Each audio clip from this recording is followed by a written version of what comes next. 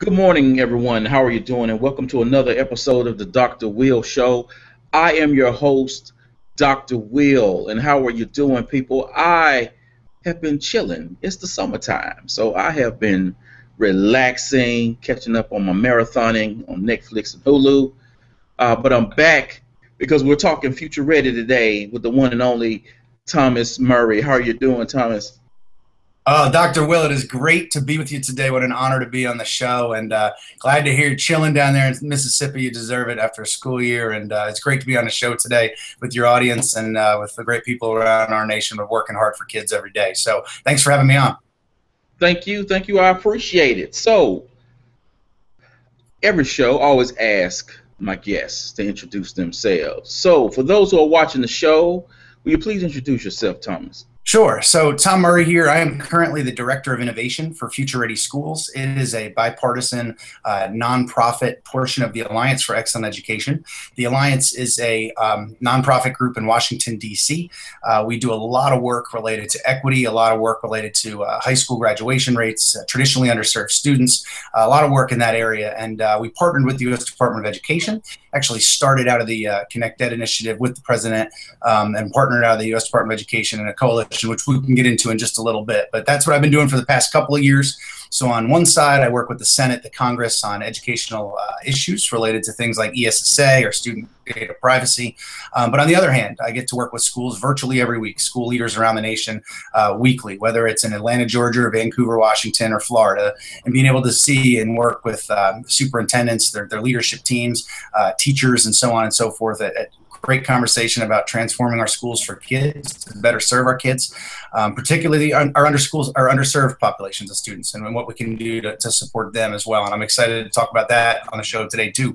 But prior to my time in DC, I am not some policy wonk that just showed up in DC trying to write law like many times we see people do at the federal and at the state level. I spent 14 of the best years of my career in public education as a teacher at the elementary level, as a middle school teacher. I was then a middle school principal for a couple of years, to then a elementary principal for 3 years. I then moved over to district office and was a tech director for 3 years, and my passion in technology. So, not being able to hold down a job, I guess you could say I went to work with politicians a little bit in DC. So my job is truly now is to, from a Washington end, it's to number one, not forget where I came from and understand the incredible work that our teachers and our school leaders are doing every day, keeping all decisions kid focused and doing everything we can to serve children, because we are here to serve kids first and foremost, but then also to help educate politicians on some sides. They're doing a lot of work from all sides, the left and the right, and whether it's the economy or healthcare or military or so on and so forth. Education is one of many things we know, but education is the key issue that's going to move our nation and forward, both economically and advancements and innovation. And it's here to serve kids. So long tenure in education as a teacher and as an administrator, but then now in DC working as a nonprofit alongside the U.S. Department of Education and a coalition to run Future Ready Schools. And it's an honor to come talk to you, Dr. Will, today on that topic. Awesome, awesome. So, what is a future ready school or district, and what is the vision for the role of technology? Great question. Well, right now we've got a major issue, and I'd say we've had it for probably a decade in education. There's a lot of major issues in education that we're seeing, but one of them relates to technology. As somebody, my former title used to be the state and district digital learning director. So, I'm supposed to be that evangelist out there talking about ed tech and technology and all that it can do. But I'd be one of the first people to tell you that I would say a vast amount of the technology that we're buying is having little to no impact. Let me give you some examples. We're spending billions of dollars a year on Chromebooks, on iPads, and they're great devices. It's not a knock against them at all. But what we're doing is we're essentially, as district leaders, and I was the tech director, we implemented a one-to-one. I rolled out a lot of devices. I've been on that side of things. And what often happens is we get all these devices, we buy them, we roll them out, we put them in carts, we put them in hallways, and then we say kind of, now what? Now that we've got 5,000 Chromebooks in our high school, what should we do with curriculum? Or now that we've got 3,000 iPads, how should we change our professional learning? And what a backwards question that is.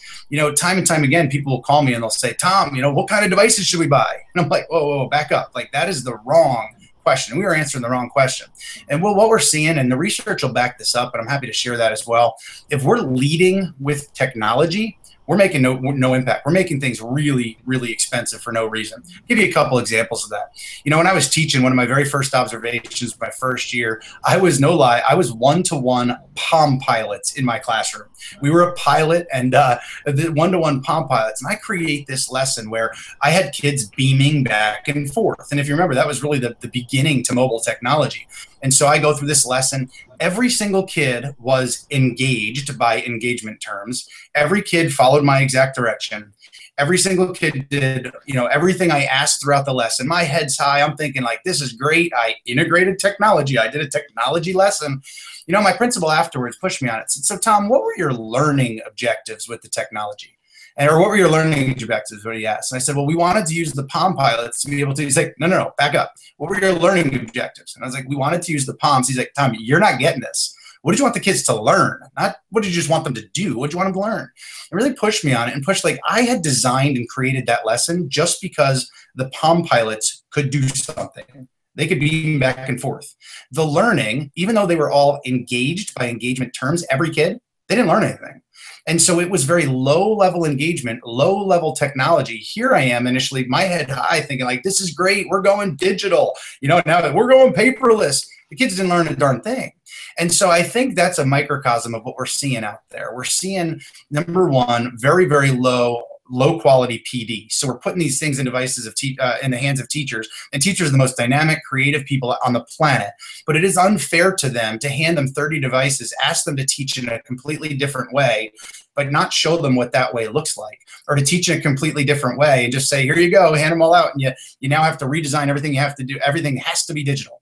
And when we start to get into those, everything has to be digital, or you're not allowed to use paper, we start to make really bad decisions for the wrong reason. So what's the Future Ready School? I'd say first and foremost, a Future Ready School is a student-centered school that makes high-quality teaching and learning decisions, that has dynamic leadership, that empowers teachers, that encourages teachers to risk take and to find ways to step out of their comfort zone in the classroom. And if it's well planned and it still doesn't go well, the principal or the admin is encouraging them to say, well, let's try something different. Let's try it new. Our kids need and deserve that type of environment. Will, working closely with the White House and Congress and so on and so forth, about 2 months ago, there was a report from the White House Economic Council to Congress that basically predicted that 84% of our jobs in our nation that make under $20 an hour currently will be gone in the next few decades because of automation and because of robots and robotics and those kinds of things. And we're starting to see those things in classrooms in the industrial era, where we would basically, as a teacher, it was one size fits all. We would say something, kids would regurgitate. We would say, kids would regurgitate. You do it enough times, you call it a grade. And that's what we call learning. That worked okay in the industrial era, where people would go work in a factory. They would do the same thing over and over and over.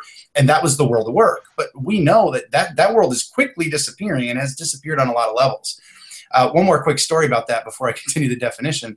Last year in China, the first unmanned factory came into play. So in this regard, what happened was there's 625 employees in a factory that was like that, where people did the same tasks over and over and over. They made something by hand. So what happened was those 625 employees were replaced fully by robots, who now do it twice as fast with 80% less of an error rate. And technology is the one thing that gets better and cheaper over time. And 3 people remain out of those 625. And the 3 people's jobs is to monitor the technology. And so those people with those low-level skills that basically just did the same thing over and over and over were completely displaced by technology. That's only going to continue to increase. So when we relate that to school, when we relate that to kids and our kids that we currently have today, if that's the jobs we're preparing them for, we're preparing for something that's not going to exist. And what an insane disservice that is.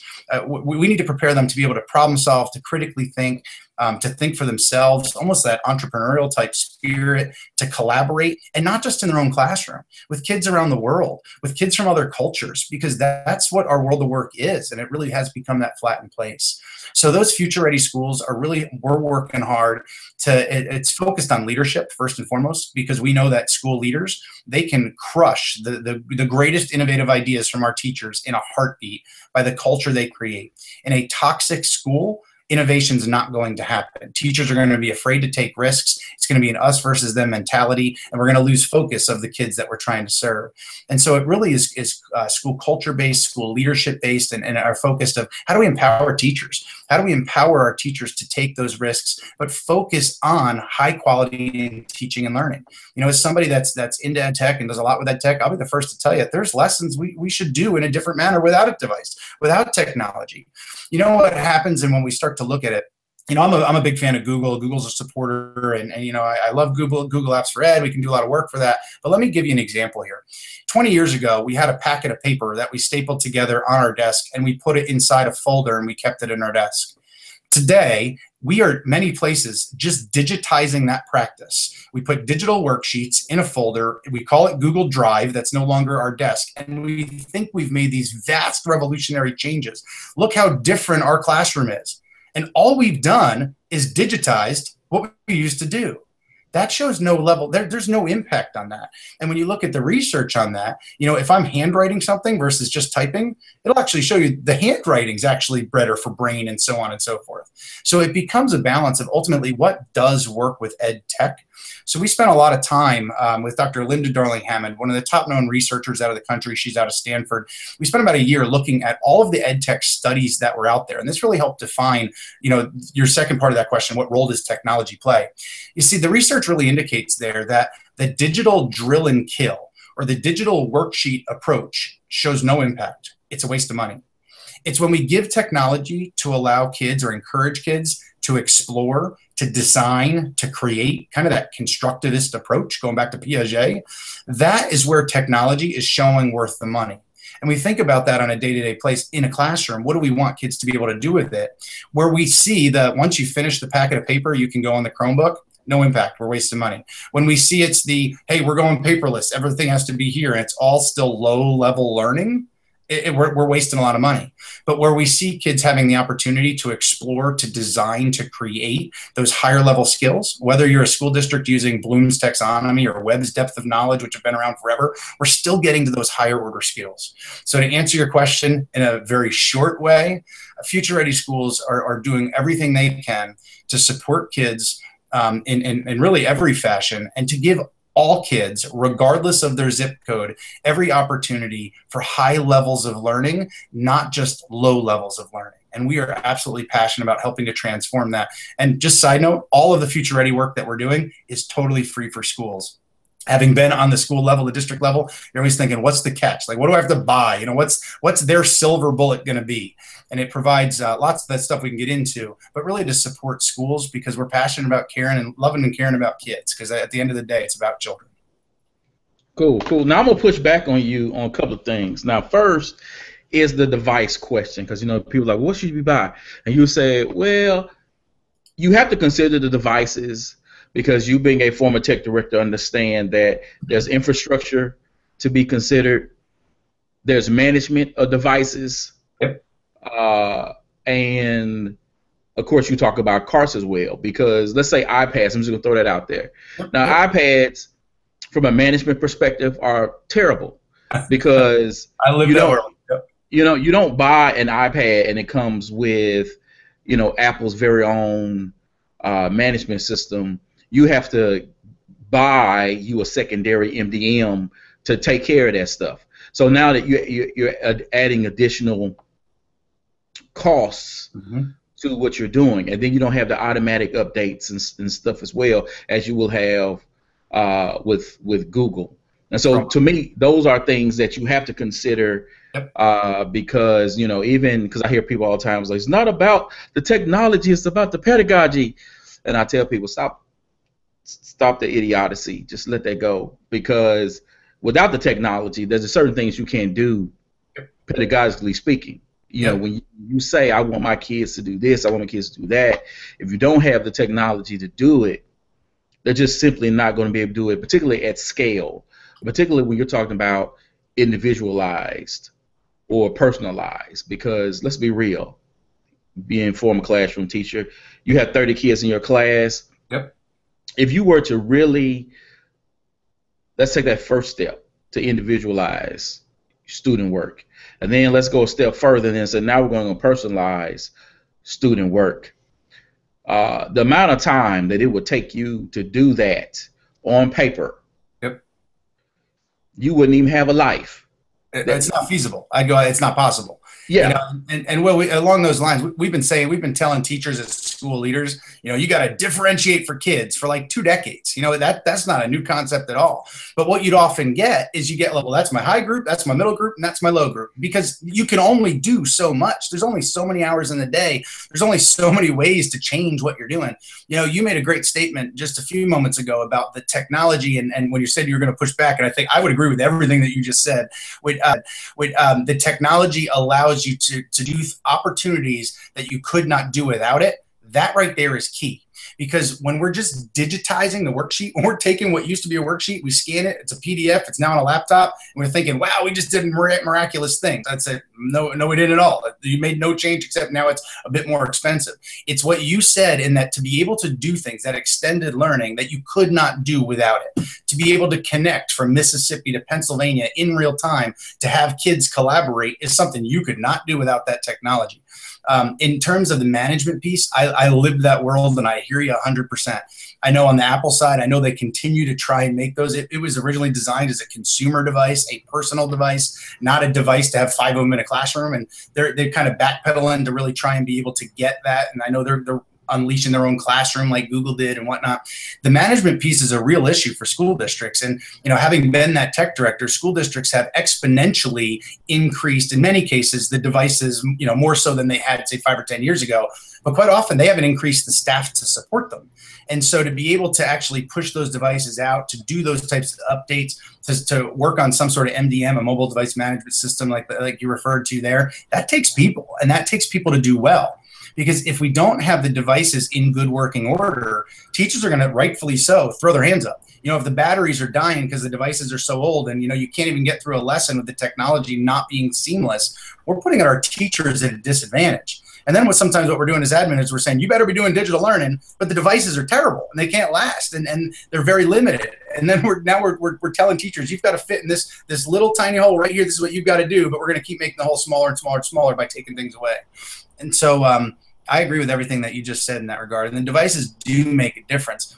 The key here, in my opinion, is that when you go to choose a device, it shouldn't be the first question you start with. We really need to start with, what do we want the learning to look like, and help define that. One of the things, I work with superintendents all over the country, and I was working with a number of superintendents in a state recently, all the superintendents of a particular state. And I started with the simple question of, what do we want teaching and learning in our classrooms to look like 3 to 4 years down the road? And what you'd think would be a simple question, you've got 50 different thoughts from 50 different superintendents on what we're actually building towards.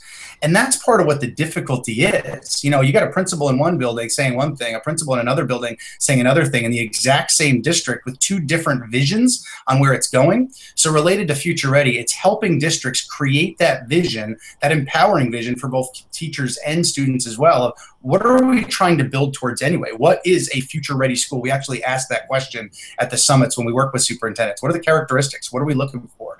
And it's very broad. There's a lot of other things. I only mentioned a few related to technology in it. There's things like engaging the community and community partnerships. How do we engage businesses or higher ed or all of our families? You know, our families that are working 3 jobs just to get by, and our kids are going home to empty houses. How do we do that? What about the privacy side of things? You know, I testified in front of Congress about 2 years ago related to student data privacy. It is a hot issue nationwide. And rightfully so. The more we go digital, the more information, quite often student information or student data, goes digital. How are we ensuring privacy for our kids' information? I've got a 6-year-old little girl. I want my little baby's information really, really private.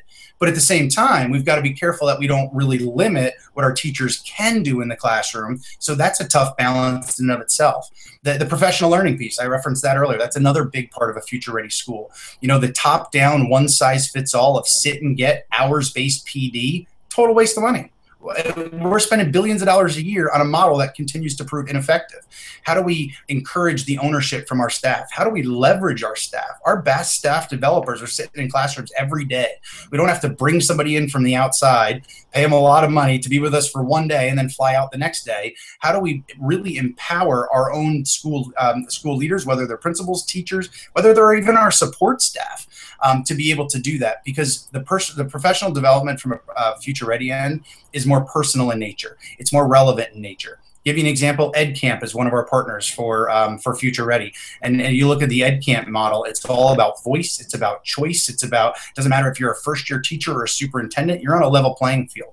So part of when we're working related to PD is also pushing school leaders. How are you modeling this? You know, if your professional learning in a school district is all the admin telling all the teachers exactly what they have to do and how many hours and where they have to go, and that's really it, we've got a major culture problem there as well in terms of school culture in that regard.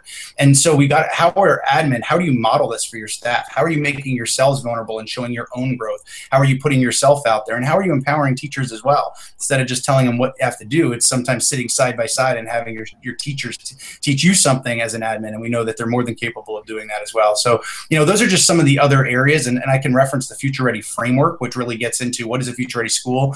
It's all of the different areas that we really help districts focus on related to that. Technology is one of the components of the overall pieces, but it's not the end all be all. All right, so since you jumped into professional development, what kind of professional development do teachers need when making that transition to digital?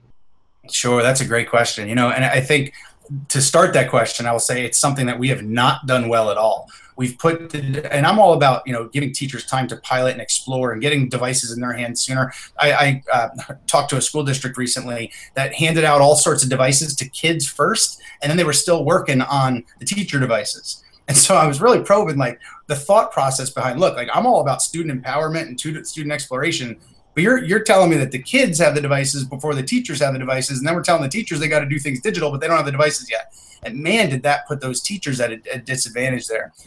One of the things we've got to do is we've got to recognize that teachers, just like kids, are learners first. You've got your staff in there. Some of them, they could run with it, and by forcing them to go to that 2-hour workshop on whatever it may be, you are totally wasting your time. Well, I'm sure you've sat in those sessions where you're like, I could teach this. Why am I sitting here just to sign my name on the paper at the end of the session? Those have got to stop. We've got to find ways to empower those people so that they can support their colleagues.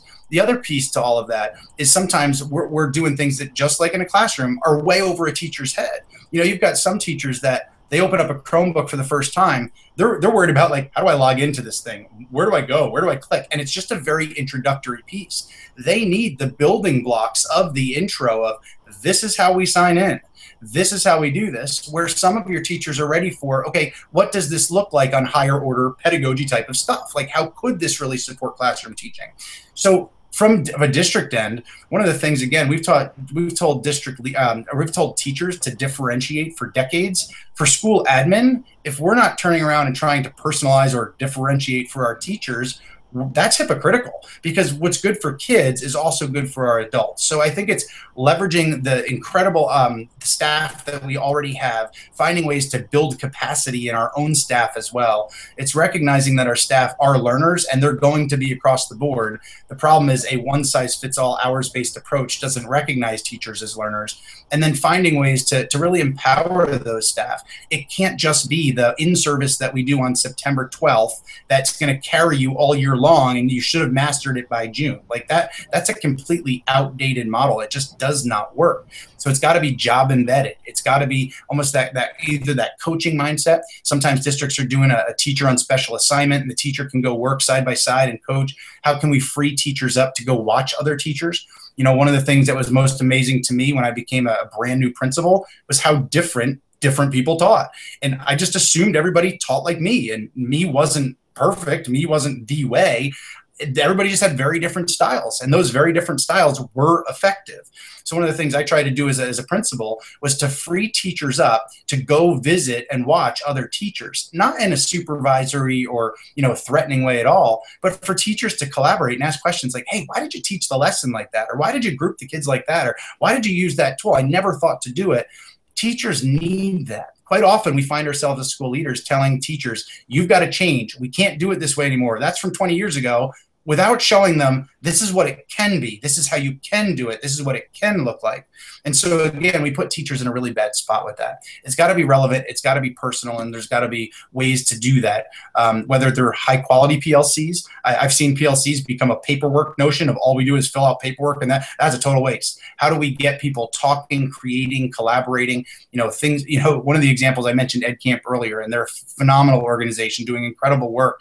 But had you told me, Will, 10 years ago that teachers on a Saturday would be going, and teachers and admin would be going totally for free for no hours because they want to connect with other educators and they want to do those awesome things without hours, without pay, I would have been like, I'm not sure we could. I know some people would do that, but you watch the growth of ed camps when people have a voice, when they have a choice, when they feel valued, or they're involved in the mix. In ed camp, you can be involved in that board. If you want to lead something, you can go lead something. You see the growth rate there. Schools really have something to learn from that mindset. And so from a future ready end, it's pushing school leaders. How do you make things more relevant for teachers? How do you empower teachers so it's not just this is everything you have to do for PD all year long? Who cares where you're at or what you have to think? How do we do that to really create a better environment? And what I found truly in working with, last year I worked with about 3,000 school leaders, about 600 school districts nationwide, is professional development also becomes like school culture. In dynamic school cultures where you see it's really ongoing and it's part of, that growth mindset, as opposed to, yep, next Tuesday, 2 hours, that's my PD, that's what I've got to do. It's just really two different ways of thinking. Hours-based checklist, I've got to go to these types of things for my contract at the end of the year, versus we're in this for kids. We're going to collectively all try and be better, from the superintendent down to whatever level you want to down to. I don't mean to say that, like across the spectrum of an educational end, we've got to be better for kids. And that's not really that growth mindset. That's really important. And research backs all that up. I've never seen, and I'd love if anybody's out there that happens to see, that top-down, one-size-fits-all, sit-and-get hours-based approach works. I'd love to see that study because we just haven't come across it yet. And so how do we make it more personal and relevant, just like we want to do for kids? What's good for kids is good for adults as learners as well. Well, what we have done is we have a 2-week summer boot camp for teachers who will be in our one-to-one location. And last year, previously, you have your new fresh, and then you have, okay, I'm returning to one-to-one. So now we're doing advanced sessions. Now, what we're doing this year is different. Is we still have that fresh route, but then the second route is we're going to do a mini conference, which is teacher-led. So those teachers who have been teaching in the one-to-one will be leading all the sessions for those 3 days. And they submitted conference proposals. So we treat this like a real conference. So we said, okay, submit your conference proposals. And we took those and okay, this is good. So okay, we selected these. So they'll be doing those. We even have a couple of keynotes via Google Hangouts that'll be happening, but look, 15, 20-minute talks. And so we're doing that. We also have, in terms of, I'm assigned to 2 schools. And so I'm their dude. So I can go check out their classes. They can call me up. I meet with them sort of every other week because I don't like to meet with teachers too often to where it feels sort of scripted. And we also have a booking site, which all the trainings that sort of like in our wheelhouse that we sort of have looked back and said, okay, we think these are the things that teachers should be doing. They can go ahead and book those sessions on which day, what time they want. Or there's an option for others. So they can go there and say, well, hey, I want to do this in my classroom. How can I do that? And set up a time to where we can meet with them either as individuals or as teams. And so that's sort of from the tech department in terms of instructional technologists. That is how we have approached professional development with our teachers. And that's awesome. And I'd encourage you to get, I'm guessing you got, just hearing you talk about it, feedback from teachers on what they experienced last year on how to improve it for this year. But that 2-week boot camp, that's a significant period of time. That's a significant investment.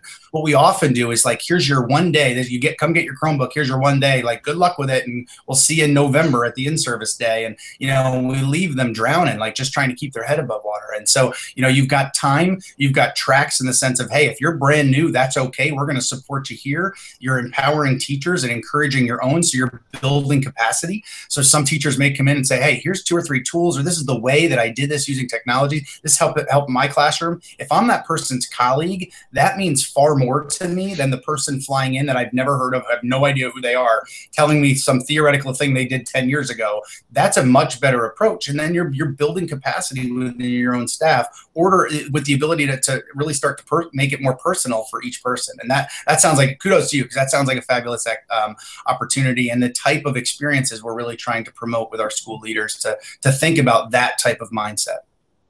Well, we have to, because what I had to learn quickly in leading and managing these one-to-one locations was, at first, when some teachers, of course, always, you're going to have some teachers, they're going to come out the box day one. They're going to be, your superstars. Then you're going to have that, I use it sometimes. Then you're going to have those who they don't even want to be bothered with it. And in fact, I've had a couple of teachers tell me, I don't want to be bothered with this. So I had to sit back and sort of allow teachers to find their own comfort zone, allow teachers to work from their own strengths. And in sort of observing or during their planning period, go down just to have a conversation and to have them to see what they're doing and go, oh, this is awesome. Have you thought about this? Or being able to do that, then teachers were starting to approach me to say, I want my students to do a video. How can we do that? I was okay, because now they're starting to gain confidence. They're starting to teach from their own sort of experience, from knowing who their students are. And so that made a difference. And then things just started to kind of snowball. Yep. And, got to a point to where one of the teachers who flat out told me he didn't want to be bothered. He didn't like people being in his class. When the email went out to say, hey, we're doing this mini conference, do you want to lead a session? He approached me. He said, dude, I want to do a session. He said, I love Google, and I'm doing this and this and that, and I want to do this, and I want to talk about it. I want to share with other teachers. And I was like, wow, okay. Because, 3 or 4 months ago, this dude was like, I don't want to be bothered with this. I don't want anybody in my classroom. And now he's like, let me lead sessions. So he found, his own groove. So it was very, for me, rewarding to see all of this happen. But it took me to kind of sit back, because at first I had this mentality. Well, I still have the same mentality, but I approach my job as an investment banker. I'm here to kill it, or professional athlete, championship or bust. Like, we're here to bring it every single day. But I had to realize that my approach to the job is based upon, that's just what drives me. And I had to sit back and go, well, what drives you as a teacher? What is your why? Yep. And assist them to getting there. And once I took that step back and started to work with them and let them drive what was happening, then, of course, I saw a lot of positive changes and heard a lot about students. Yep. Improving NWA data and all that stuff. So a couple of takeaways from the story you just shared, which was great. Number one is you recognize that individual as a learner. You recognize that they're at a different spot than everybody else, and that wasn't a one-size-fits-all approach. Number two is you listened. You heard and you respected where that person was. Quite often we do the opposite in trying to train people. Sometimes I think we come in with all this technology stuff and come across to teachers as the way you've done it without technologies was never good enough. And that's kind of the mindset that it comes, if that's the perception, I should say, that it comes across sometimes in that regard. Teachers by nature are perfectionists. They want to do a really darn good job. And so they're comfortable in the way that they've done things in the past. To change that mindset is really hard, and to change that mindset. So, getting into other people's classrooms, being co-taught by your colleagues, that really starts to help open it up, to help them see what's possible. Change is really scary when you have no idea where you're going. Change is kind of scary when you can at least see the vision and the visuals and the examples and the models of like, okay, I can start to see how that would be relevant or valuable. You know, he's seeing, in this case that you just shared, he's seeing relevance in Google. He's seeing something, somebody, you I'm sure, lit a fire in him that said, okay, like I'm seeing how this can work in my classroom. I'm seeing this with kids. And now the guy that, 3 or 4 months ago would have been probably calling out sick that day is now saying, I want to do this. And so it shows that too, that every one of us as educators have that capacity inside of us. It's how do we tap, just like we want to do for kids, their passions, recognizing where they are, and then help them see what also can be, and what doesn't mean what they've done in the past is poor by any means. How can they take the great things they've done in the past and make them that much better, make them that much more authentic for kids, or so on and so forth. And so kudos to you in that example. That's the exact type of modeling we certainly want to be able to do, because a lot of this is mindset, that ability to say, you know what, I might try, I might fail, but failing forward is part of that mindset, part of that future-ready school. But a lot of that starts at the top with admin being able to understand that mindset of it's okay to fail. You're working, just give it a shot, give it another shot, continue to really make those great experiences for kids. And so from a future-ready end, so much of our work really stems from leadership and school culture, because to be able to get what you just explored and explained in a toxic environment, that would never have happened.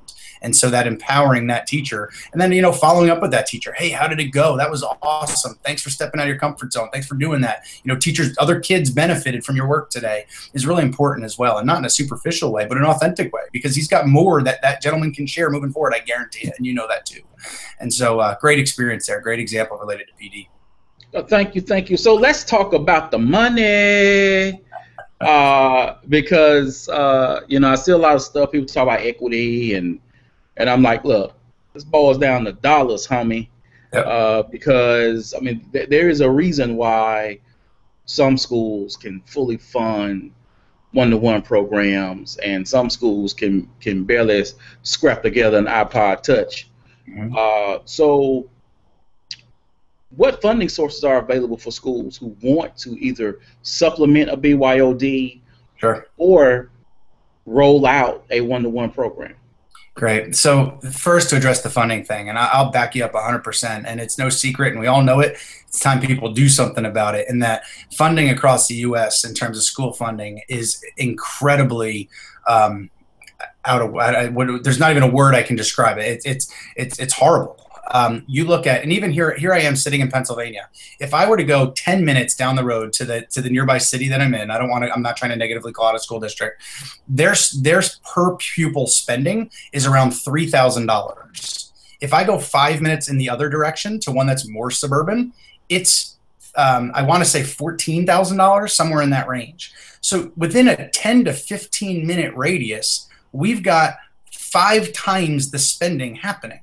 When we look at our traditionally underserved communities, our urban, sometimes also our very rural, when you look at our statistics related to our students of color, like we have done an incredible disservice to them over time. And it is something that we absolutely have to shake our education system. It's a federal issue.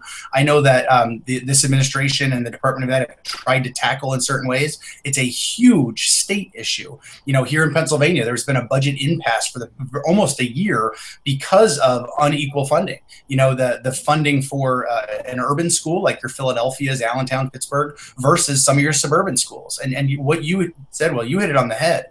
From a future ready end, I don't want to hear about the suburban school, primarily white, that's got all the money in the world, that's doing these great things for kids. It's like, yay, like you better be when you've got all those funding and all the ability there. Tell us the stories as well. There's so many schools around the nation that are doing incredible things, and they're being put at every possible disadvantage when you look at the funding and the finances of it. So a handful of things, a couple places to start. Number one, the Connect Ed initiative launched from the White House and the president. It's a White House initiative, really pushed businesses, ed tech companies, other tech companies to say, what can you do to support support our kids? What can you do to support the kids of our nation? And about $2 billion in stuff was pledged in that regard. Some different places. You can check out the Connect Ed initiative with the different areas there. That's just an example of one. One of the equity issues, and equity is at the heart of Future Ready. We talk about it at our summits. We do a lot of work in that regard, in that area. Just to give you some example here, another issue related to this with devices and equity is also home access. When we look at how many students, when they leave our school doors, how many leave our schools and they lose access, as we go more digital, when they leave our schools and go home, if they don't have Wi-Fi access, then what? Jessica Rosenworcel from the FCC, we work with the FCC from the Alliance, and she coined the term the homework gap. Now, I don't like the term homework gap because it puts the emphasis on homework, and it sounds like it's the homework that's the important part. It's the connectivity that's the important part, and that's really what it's getting to. She used the term homework from a lawmaker's, and lawmakers understand the word homework, but it's really about that access and connectivity. The Pew Research shows that about 5 million of our nation's children, when they leave our schools, lose access when they go home. Those numbers are disproportionately our students of color. And when we look at that, that's a travesty. We need to, one of the things the president said, Secretary Duncan used to say it all the time, is that a child's zip code can no longer determine the quality of education that they get. And a lot of that really comes down to funding. So pieces to that, just to share some examples of what schools are doing. Part of it's looking at, the Department of Ed has also been pushing open education and open education resources. Schools spend about $8 billion a year in textbooks. Textbooks are obviously extremely expensive. And so they're really pushing, how do we create open resources so some of that content can be free, shared, collaborated, or made more collaborative, as opposed to spending money on some of that to free up some money for devices, or in some cases, we're just dying for teachers. We want to make sure our kids are fed, and the extreme scenarios there for sure. So part of it could be open, but I would also say the warning on that is just because it's free doesn't mean it's quality. There's a lot of junk out there too. And the last thing we want to have is just digital PDFs that we're calling, oh, look at our open stuff, and it's just a PDF document. That's not the high quality piece. But the Department of Ed and their Go Open campaign, part of that is related to equity and helping all students have those pieces to it. Because it's not just the device, as we know, it's the content piece of it too that also costs money, and that relates to the sustainability. One of our gears of the Future Ready framework, which by the way can be found at if you go to futureready.org, I should have mentioned that from the intro, and you click on framework, you can see one of the gears of it relates to budget and resources. And that really gets to Will's question here of the sustainability of it. Well, what we are seeing sometimes, and it's scary to me, is you see, because of the issue you address, we see districts going out there taking out these long-term bonds, long-term like 30-year funding to buy devices. And when we think about that, that's negligence. I mean, to buy iPads and spend out the cost over 30 years, when the device is gone in 4 years and we're still paying for it, that's not a sustainable model moving forward. One of the pieces, though, that I encourage, the EdTech Consortium just is joining Future Ready, supporting Future Ready. One of the things districts really need to do, there was a report that came out called Apples to Apples. And what they did is they compared what the rates districts were spending in some areas versus others for the exact same device. And the rates were all over the place. And so knowledge is power here. And so that networking and that connectivity really helps districts make sure they're spending it well. When I was a tech director, one of the things I would have one of my teammates do is basically go back to every vendor every year and say, we need more and we need to spend less next year.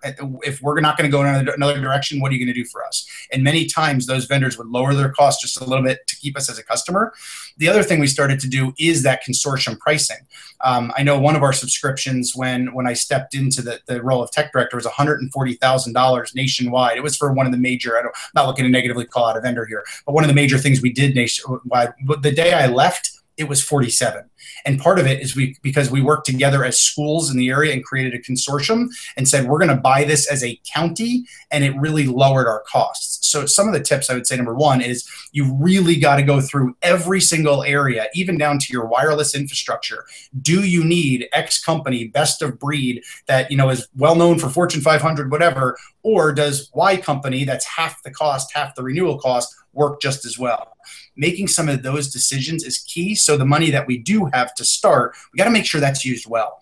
Well, some of the things what I've seen and what I've challenged districts on and working with them is pull your budgets for the past, say, 3 years for copying, for toner, for paper, those types of expenses, and pull your technology budget. Sometimes what we're seeing is both of them go up. So if I'm spending more money on technology because I'm having more devices, but I'm still making more and more copies over time, that's basically showing that I do my packets, and then when I'm done, I can hop on a computer, which isn't really making much of an impact, and it's costing even more money. That's not a sustainable model. So how do we leverage technologies? You mentioned Google or Google Apps or Google Classroom, where we can do so many incredible things. And fortunately, Google makes Google Apps for Ed free for districts. How can we leverage great technologies like that are free, where things can be digital, that we don't have to copy to in turn save some of the money that we've been spending? One of the issues, I think, when I was a fourth grade teacher, I can remember my very first summer order. I went to order it, and I'm talking things like construction paper and that summer order they would pull from the warehouse for me for September. And my instinct was to go and just order what I had ordered previously, like from the teacher the year before, without saying, what is it that I truly need? And so when we see districts still buying, whether it's curriculum or stuff, just because it's the way they've always done it, but then not looking at something that could be newer, we find ourselves in a bad spot and an unsustainable spot. Well, the one thing about technology, especially related to these devices, is that they get better and they get cheaper over time.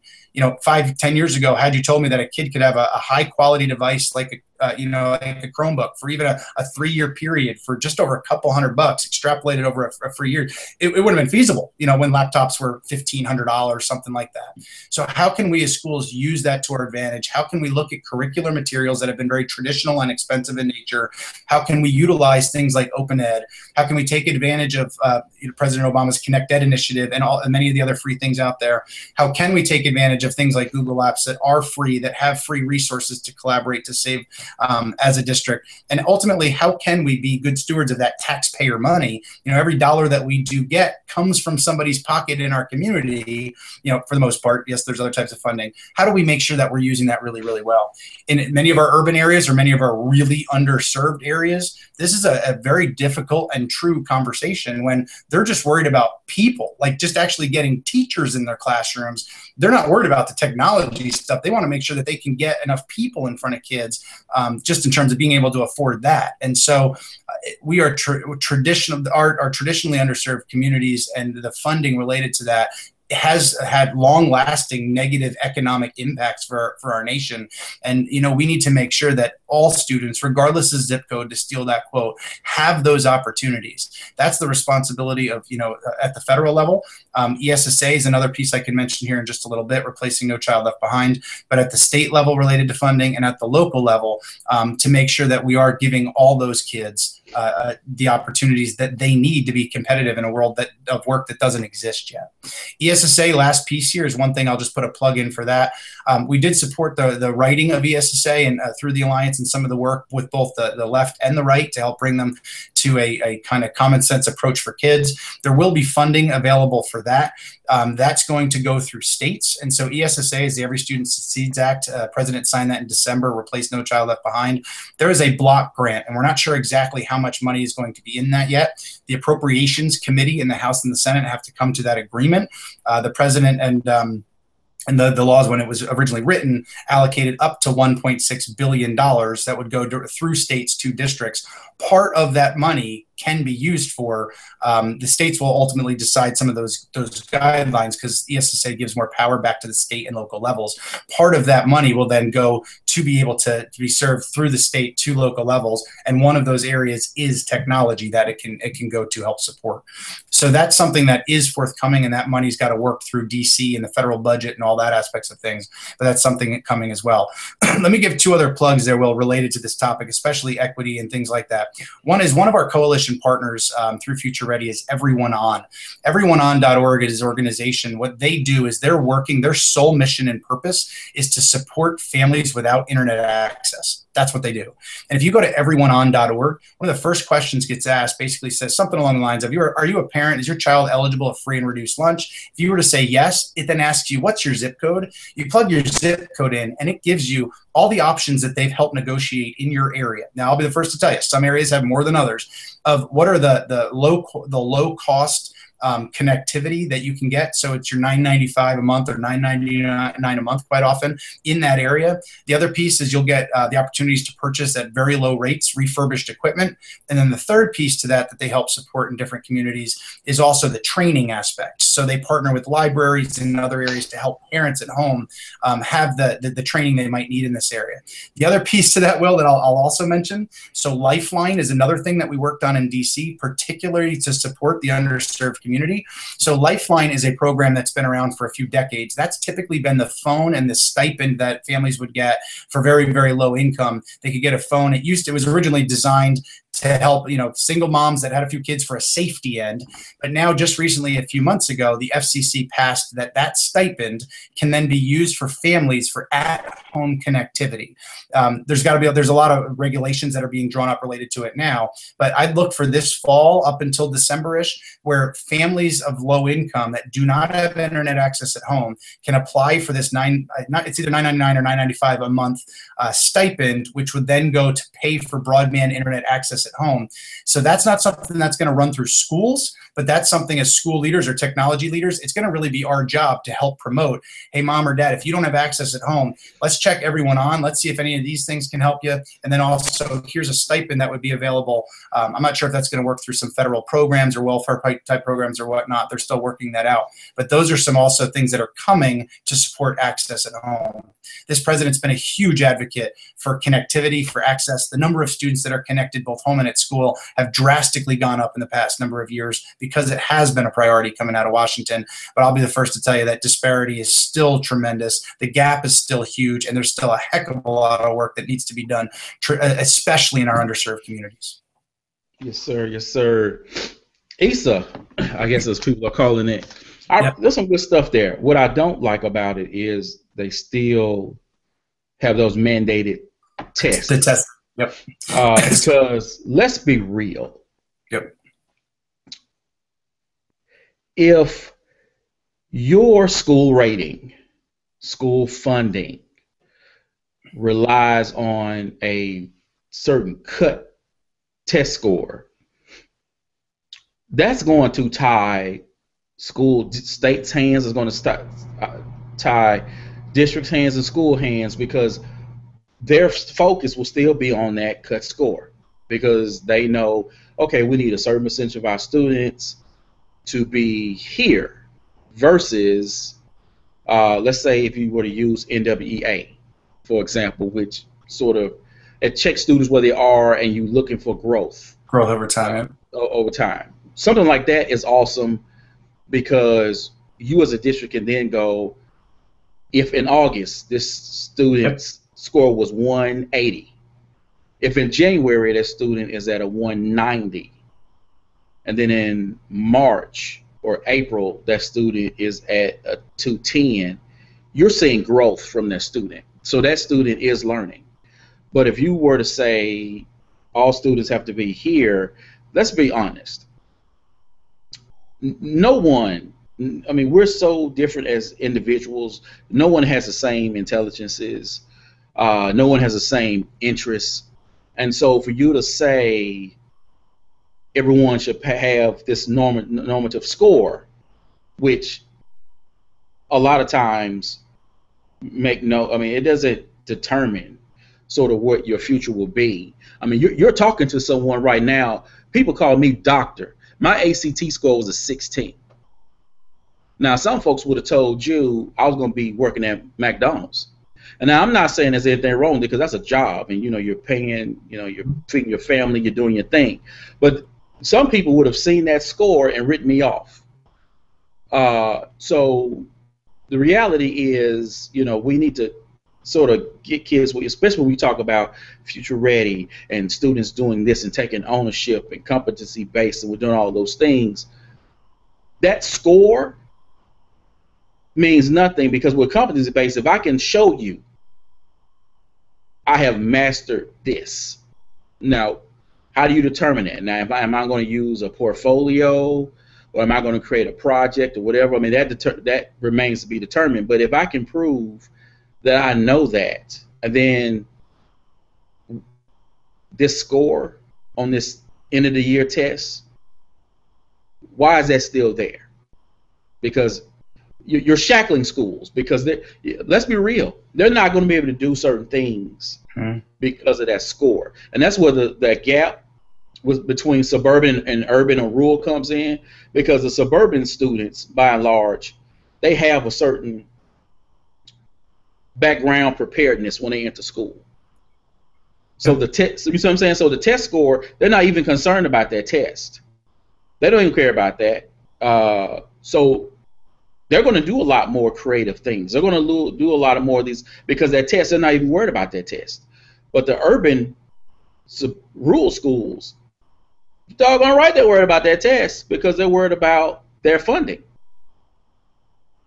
Yeah, very well said. One of the things ESSA does well is it gives a lot of that power back to the states and back to local levels, where at No Child Left Behind, one thing that was positive, in my opinion, on No Child Left Behind is it was the first time it broke out subgroups, and it forced districts to look at, socioeconomic status, students of color, in just different areas. It forced them to look at that. One of the things you hit on that we've studied a little bit in our work at the Alliance is that states set that bar in different areas. So we currently have 50 different ways of setting 50 different bars in that regard. So the federal hands got pulled back on ESSA, where it's now in the state hands. And you see some of that stuff more competency-based out of New Hampshire and Oregon and places like that, where they're really pushing in that regard. One of the other pieces is No Child Left Behind had kind of those federal negative mandates. If you don't do this, you're going to lose this. Whereas ESSA is more of saying to districts, it's your job to get kids to continue to move higher. I can hit the value added piece here in a minute. What are you going to do? And it puts more of the ownership back on the states and the districts. And so part of it is to help squelch what you talked about, and we'll see. Hopefully that plays out, because I hear completely what you're saying, having been in that level. What's interesting about the value add piece, because we had that here in Pennsylvania, it came out, and what would often happen is some of your traditional mindset, your quote unquote best schools, would be exactly as you described. Kids that came in, they knew their name, they could spell, they were totally fine, like they were basically reading by the end of kindergarten because they had all that work there. And a lot of those schools are patting themselves on the back, like, look how wonderful we are at the end of first grade and kindergarten, where it's, well, yeah, look at the life experience in the first 5 years of those kids and the privilege that they had to be able to get there in the first place. But when we looked at the value added, what often happened, value added, looking at that 1 year of growth. What's fascinating about that is you might take some, I can think of the special ed teacher that I had when I was an elementary principal. She was amazing. She was the first one there. She was the last one to leave. She loved and cared about kids. She did everything she could for every single kid. And there was times, the score would come out and she'd start beating herself up saying, like, man, my kid didn't hit proficient. They didn't get there. And I'd be saying, like, time out. They made 2 years worth of growth. Like 2 years. I don't care if they didn't hit the one mark or that one score because they missed by 3 questions. Look at the growth they made. What often happened is some of your quote unquote best schools from a traditional number, where they were very, kids that came from a lot of privilege, in the value add, you didn't see as much growth, and their scores in that end dropped significantly because those kids weren't exceeding what it should have based on where they came from. And so the value add is a fascinating conversation, because there are statistics there, and you are making predictions on statistics of kids. And as we both know, that's a really difficult thing. Things happen, life happens to kids, and and our families, and so on and so forth. So fascinating conversation. I agree with you there, Will. And we've got to balance. We certainly want high expectations for all. We've got to teach to every kid like they're our own child. And the teachers I've worked with over time, the vast majority of them are amazingly hardworking, amazingly creative, do whatever they can to serve the kids of our nation and the kids in their classroom by loving and caring about them and really working hard for them. How do we do that? We would do for every child like we would for our own children that we have. And I want my kid to be able to go to a school, or just like any other kid in our nation, to go to a school where they've got every opportunity leaving as any other kid in our nation. And ultimately, that's kind of might sound utopian-esque, but that's what we need to get to, where every child has that. When we look at where we started earlier today, where robotics and automation and things are taking over some of those lower level entry type jobs, We've got to help support kids so that they can go and they can find jobs and earn jobs or create jobs themselves that become more problem solving and creative focus. A straight jacket approach of just knowledge and knowing information isn't going to get us there. It's giving kids those opportunities to explore, to design, to create, so they can create an industry that may not exist yet. And so, but you're spot on. We've got there's incredible issues, many racial issues, many economic issues, just things that still are at the core of our nation's education system that we've got to get through as a nation. Together, collectively, culturally, we're stronger for the kids that we serve. And we've got to work through a lot of that, from gender disparities and science, technology, and math. Just a couple other statistics for you. When you look at so the computer science AP exam, it's just one metric. But when you look at that exam from 2013, one of the last times it was calculated, there's about 30,000 students nationwide. So think, number one, to start, which types of kids would even get that opportunity? If I'm in a very low funded school, maybe even urban school, whatever the case may be, I might not even have the opportunity to take that class. I could be the smartest kid in my class, and it's not physically available. That in and of itself is an issue itself. You look at that score, there's about 30,000 kids that took that exam nationwide. In 11 states, not a single Black student took the exam, and 8 states, not a single Hispanic student took the exam. When you look at percentages of females in that, it was about 18% were female. We need the brilliance of our students of color. We need the brilliance of our females, and not just in STEM areas. That's one STEM example. That's one area that our females have also been traditionally underserved. My daughter loves to code. She loves to hop on a device and do those kinds of things. I'm petrified by the time she hits high school, it might not be the cool thing for her to do as a female, but if she wants to explore it and that's what she wants to do, I want her as her dad to have that opportunity as a girl. And so there's many things from gender to race that are large issues that far exceed just education, that as a nation, we've got to get our grips on to be able to continue to move this forward in our communities and for kids for their future. Awesome. Some stuff I think will be fixed if we got rid of teacher licensure. I'm not a fan of teacher licensure at all. Because you take away, as you talk about the brilliance of certain people. If I worked at Google and I was instrumental in bringing Google Classroom to life, if I say to myself, wow, I really want to go teach computer science at high school, I'm going to have to go through hoops in order to do that. Now, I'm not saying just take somebody off the street. A district or state could create some sort of teacher institute to sort of teach them lesson planning, pedagogy, those things. But to go to that person and say, by the way, you need to go to an additional program, plus you need to pass these couple of tests. What's going to happen is that person's going to say, well, dude, I work at Google. I'm not doing all that stuff. No. That's what's happening. Because you have a lot of brilliant people who the thought has crossed their minds, and they're like, and I know a couple of folks, and they're like, I'm not going through all of that. I got a doctorate in such and such. I have proven that I know the material. So for me to kind of go these extra steps, they're not really happy about it, which,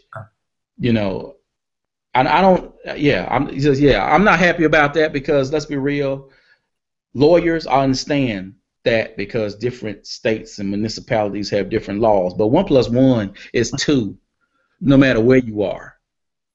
So that's gets me there. So before we go, I want to talk to you about student privacy. Sure. What is a district's role in protecting student privacy? I understand that there are laws that are in place, and even our department, it has come up to say, okay, look, because of student privacy, this can't be put in Google Drive, or this can't be posted there because it's not secure enough where we can guarantee that a social security number won't be hijacked or X, Y, and Z. So what are schools obligated to do, and how can they ensure student privacy? Sure. So that is a great question, and I could probably start to answer it in another hour if we had a full conversation. But let me hit a couple key things quickly. Number one, it's student data, but it's also teacher information. Because we, from payroll end, we take teacher social security numbers, we've got their address, we've got everything on teachers as well, because we pay them, we report their taxes. I had the opportunity, as I mentioned briefly, to testify in front of Congress about 2 years ago, and here's where that came from. That hearing came out of, if you remember when security started to be breached at Target and Home Depot, people's credit card information and then personal information started to get stolen there. A lot of it came out of security fears. And so part of when I testified, it was in front of the House, that it was the terrorism, like the whole, what's the I forgot what the committee was on that end, but it was also the education committee, because people in Congress started to say, our schools are collecting a lot of data. How are they keeping it safe? And that's a really good question. So my basic rule of thumb is, how do we keep every piece of student information safe like we would want for our own child, and teacher data and information there as well? So part of it is, there's times where if you look up if you look up kind of stories on student data or nightmare scenarios that have come out, there was a district in Florida where there was a user error by one of the assistants in an office, and they took the student's name, their social security number, and essentially sent it to the wrong address because it was wrong on a column in an Excel sheet. So they mailed like thousands of kids' names and social security numbers on the wrong to the wrong households. Like, you start to think about what could happen with identity theft for children, and that's a mess. So number one, when we start to look at what is the data we're collecting, do we have to collect? I think my personal opinion is, I think we over collect and underutilize the data that we have. Number two, from a security end, are our systems secure? One of the things that, as a former tech director, to think about is, do we actually run some sort of network diagnostics, some way to see how easy is it for hackers to get in? Sometimes, though, it's people inside our organization. It's the high school junior that's ticked off and goes in and starts changing grades inside of an SIS or a system, changes college transcripts, mails them out to colleges, and that's to be seen too. Or you get a disgruntled employee that knows what they're doing, and they find a way inside the system to hack the system. And you see cases where teacher information, teacher social security numbers is exposed as well. So how serious is it? It's an issue where it's enough. I want to say the latest count was around 187 bills in 42 states related to student data privacy. On a federal end, FERPA protects it first and foremost. Some of the conversation is, do we have to extend FERPA? FERPA was originally written in a time where everything was in a filing cabinet and everything was on paper. There's been some updates over time, but when we talk about social media, stuff like that becomes a little bit different. So CIPA, the Child Internet Protection Act, when we take a look at that, when kids are under 13 years of age, what do we do? How do we handle that? What about things like apps? What information can we put? What can't we put? Those are things that we need to really consider. What's also interesting is many times districts will ask their solicitor, who is very often a special ed focused solicitor, because honestly, that's where most of our lawsuits from a district end will be coming from, and not necessarily an ed tech understanding type solicitor. So a lot of times as solicitor, your job is to keep that district out of court. So what they'll say is like, nope, we can't do it. Nope. And they'll shut down a lot of things they don't have to. Districts shut down YouTube because they say it's not SIPA compliant, and that's just not true. It's just not factual. And so sometimes I think the lock it and block it mentality of sometimes we as tech directors, that inhibits learning. That gets in the way of learning. We don't have to go to that extent. We've got to pair a sensible approach with digital citizenship and teaching kids, how do you remain safe online? It's not smart to go posting 7 p.m. that you're home alone and your parents are in Florida and that you're going to friendlies. Like, that's not a good thing to do. Why? We've got to work through those pieces of it too. On the network side, stepping back, the security is a huge aspect to it. So our districts and to bring in a security consultant to really test the network and try and hack it, it costs a lot of money. And districts don't have that $10,000, $15,000, whatever it might be, depending on the size of the network, might be much more, to really try and get in from like a hacker end, that type of thing. And again, many of your traditionally underserved districts just don't have the money. So, is it a case, and I'm not stating this, but is it a case where those students in our traditionally underserved communities employees, their data or their privacy becomes less of a focus in area, or less, it's more in those areas. Is it more of a security risk than in our suburban schools where they have more money and they can run some of those diagnostics with security consultants? That's an issue too. So when we look at the security side, that's one piece of it. When we look at teacher training and admin training, when it asks the average teacher, tell me about FERPA, most of it, probably we can give you a paragraph or two, but what is their responsibility? Because a lot of the issues come up are human error. It's the teacher at the grocery store talking about a kid and talking about their assessments, and it's overheard by another parent. Well, that's student data privacy issues, and so part of it's just having the conversation of like, this is your legal obligation. This is a child and their data, and this is what your responsibility is in those areas. So the SIPA, the FERPA, COPA is just another piece to that. There's various laws that have to be looked at, have to be considered. We don't have time to go through all of them. Let me give a couple of resources related to it. So COSIN is one of our Future Ready organizations as well. They're typically your tech director organization, just typically in that regard. They did a privacy toolkit that has a lot of great information pulled together to support districts. Another organization that's part of Future Ready in this realm is called Data Quality Campaign, DQC for short. And what Data Quality Campaign does is they work with educators to help communicate this information. A lot of times parents, their blood starts to boil or go up. We're collecting all this information from them, and we don't really communicate typically well back to families. Here's why we're collecting it. This is what we've got. This is what we're doing with it. This is what we need it for. So part of it's the communication with our families on why we're doing what we're doing, that we typically don't do that so well as schools. And so part of it's that communication. So much of the privacy issues that are arising in school districts really come down to trust. If I'm a parent, I don't trust my district, I'm really hesitant to give that information over. And so part of it's also cultural in nature of that school community, which is really vital. So you've got your people side, you've got your more technical networking side that's really, really important. You've got your training side and what's the responsibility, things such as, and this from like an SIS, your student information system, who can see what information, who can see if a child receives free and reduced lunch. That's very confidential information. If that's not locked up to certain levels, then we're giving away information that we shouldn't regarding kids and information regarding that. What's complicated about this, Will, is we've got our federal laws like your FERPA that have been around for a long time. Then we've got our state laws where you see places like California that took the lead about a year and a half ago. They created their own policy. California, or their own law, they put a lot of pressure on ed tech vendors.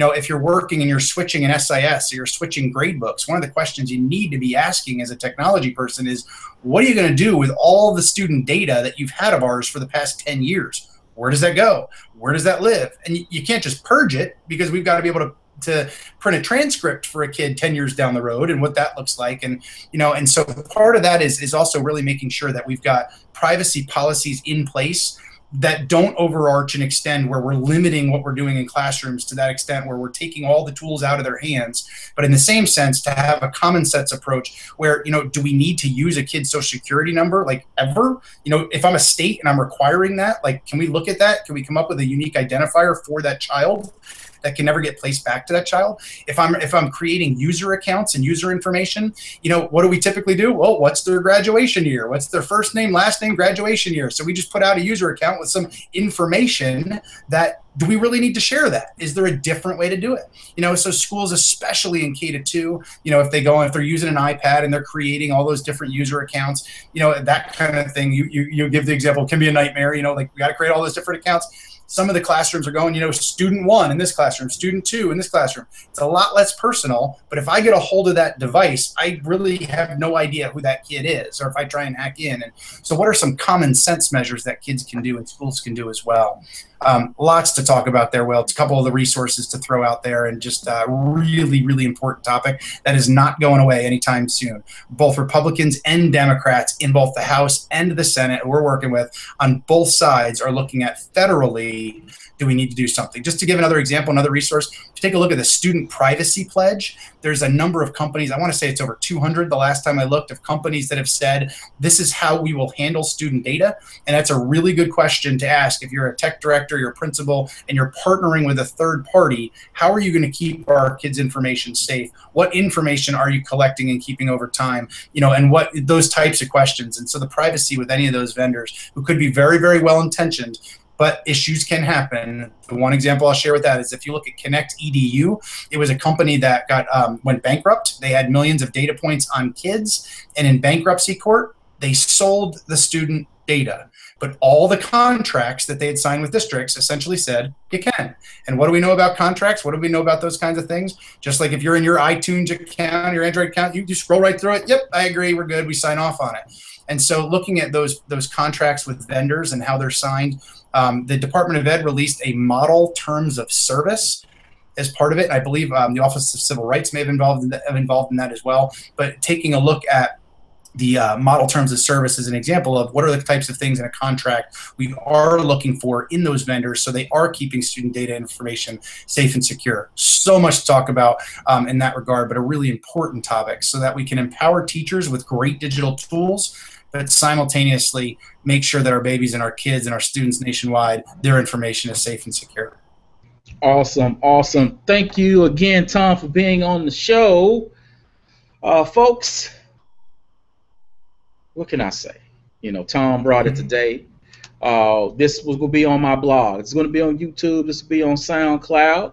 And we'll be tweeting this out and sharing this on LinkedIn and other places. So as always, people, be you, EDU, peace.